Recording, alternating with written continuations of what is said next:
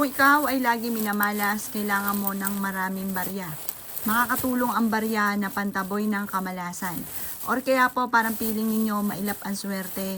Ikaw po ay maghanap ng mga barya at makakatulong po ito para ang swerte ay mismong lumapit sa inyo.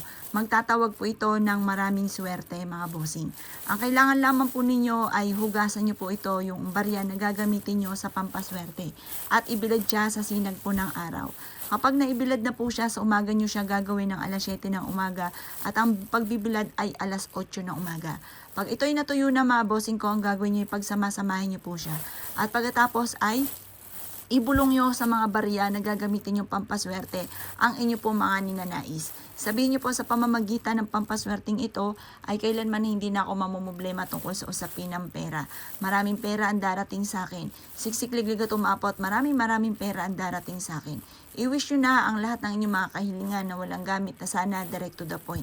Pagtapos ka na mag-wish mga bossing ko, isabog nyo po ito ng makailang ulit. Basta kada magwi-wish ka, isasabog.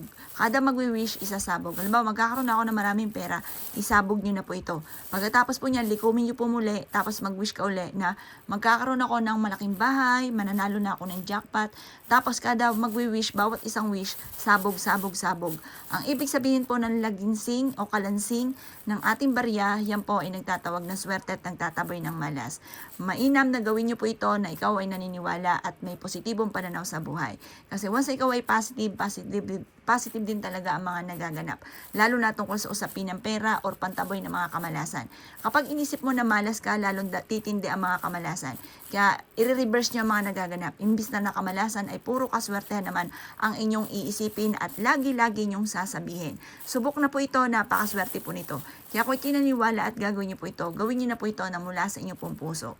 At kayo mismo ay magugulat dahil magsusunod-sunod ang mga blessing na darating po sa inyo. Kaya kung kinaniwala at gagawin niyo po ito, asya mga boss, good luck po sa inyo po lahat.